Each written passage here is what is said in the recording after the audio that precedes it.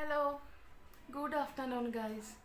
আজকে আমি তোমাদেরকে শেখাবো ভাবছি একটা মিষ্টি আইটেম বা ডেজার্ট বলতে পারো। সেটা হলো রসগোল্লার পায়েস বা ছানার পায়েস। ধরো আমাদের ঘরে অনেক সময় অনেক মিষ্টি চলে আসে, তার মধ্যে আমরা বাঙালি, রসগোল্লাই বেশি আসে। তো ধরো খাচ্ছে না কেউ, ফ্রিজে পড়েই রয়েছে, তো সেগুলো দিয়ে আমরা কি করব অনেক সময় ভেবে উঠতে পারি না। তো সেইগুলো দিয়ে, সেই লেফট ওভার রসগোল্লাগুলো দিয়ে তোমরা অনেক কিছুই বানাতে পারো। তো যারা মিষ্টি লাভার্স তারা কি করবে, ওটাকে রিনোভেশন করবে, মানে রসগোল্লার পায়েস বানিয়ে দেবে। আর সেটা তোমরা বানাবে খুব সহজে। আমি তো খুব সহজেই বানিয়ে ফেলি। আমি তোমাদেরকে আমার পদ্ধতিটাই আজকে একটু বানিয়ে দেখাবো। তো তোমরা দেখতে থাকো আর আমার সঙ্গে থাকো যে আমি কিভাবে রসগোল্লার পায়েসটা বানাই।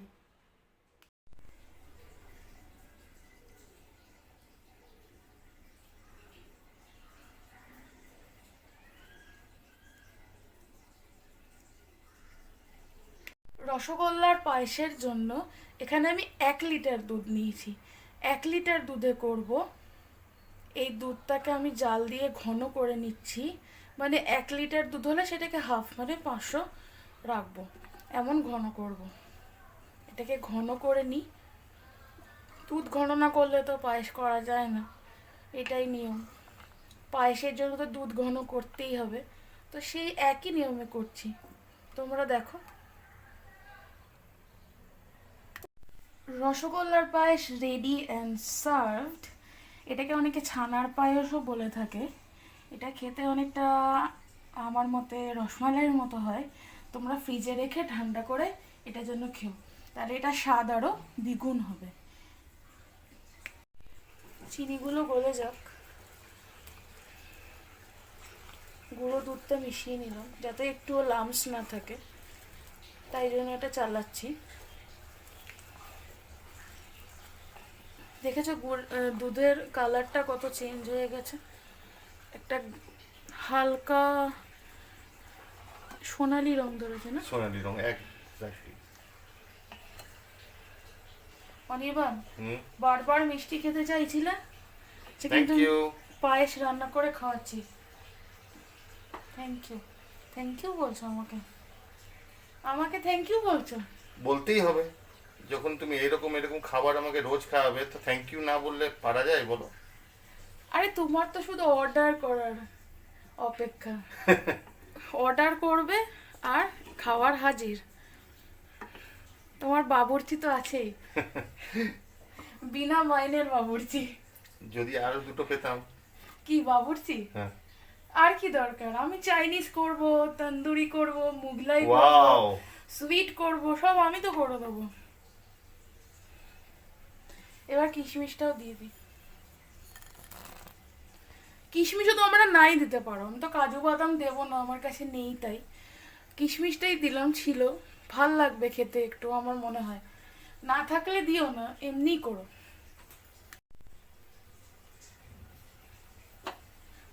মিছরিগুলো সব গলে গেছে। এবার রসগোল্লাগুলোতে রস চিপে, রস চিপে কিন্তু এর মধ্যে দিয়ে দেবো। কি সুন্দর লাগছে না রসগোল্লাগুলো রস চেপার পর।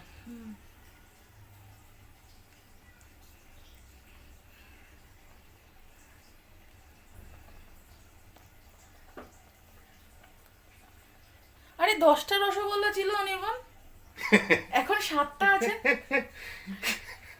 কি ব্যাপার, তার মানে তুমি 3টে খেয়েছো? হ্যাঁ, আমি তো ভাবলাম তো আমি পায়েস খাওয়াবো, যাকে চলো 7টা দিয়ে করি। তুমি কখন খেলে? কাল রাত্রে। ভেরি গুড, তোমার জন্যই তো এনেছিলাম, ভালো করেছো, খেয়েছো। এবার রসগোল্লাগুলোর রস চিপে এর মধ্যে দিয়ে দিয়েছি যখন চিনিটা গলে গেল। এবার 4-5 মিনিট ফুটিয়ে নিলেই এটা রেডি।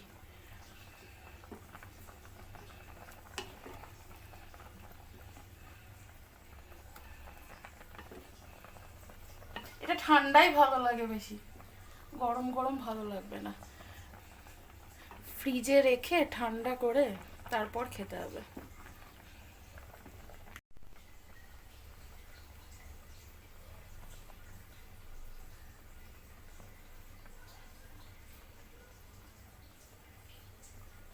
এবার রসগোল্লাটা, এই যে রসটা মনে হয় এবার শুষে নেবে আস্তে আস্তে করে। প্রায় হয়েই গেছে। এটা একদম, এটা না একদম আমার মনে হয় যখন আমি খাই, এটা আগে খেয়েছি, একদম সেই কলকাতায় গোল গোল ছোট ছোট বল দিয়ে রসমালাই পাওয়া যায় না? একদম ছোট সাইজের যেগুলো। হ্যাঁ, এখানে তো পাওয়া যায় না ওরকম। তো এটা সেরকম আমার রসমালাই মতো লাগে খেতে।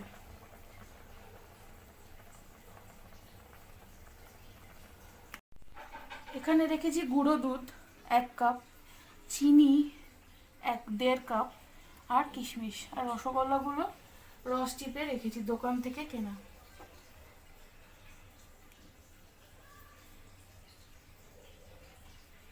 তাহলে তোমরা দেখে নিলে তো পুরো রেসিপিটা, পুরো ভিডিওটা কিন্তু স্কিপ না করে দেখবে।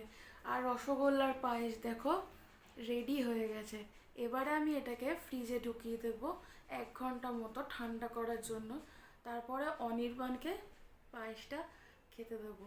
তো অনির্বাণ বলবে তারপরে আমায় কেমন হয়েছে। আর তোমরা কিন্তু আমার ভিডিওটা যদি ভালো লেগে থাকে লাইক করো আর কমেন্ট করে আমাকে জানিও যে তোমাদের কেমন লাগলো। আর অবশ্যই সাবস্ক্রাইব করো। তাহলে দেখা হচ্ছে আবার পরে, সঙ্গে থাকো।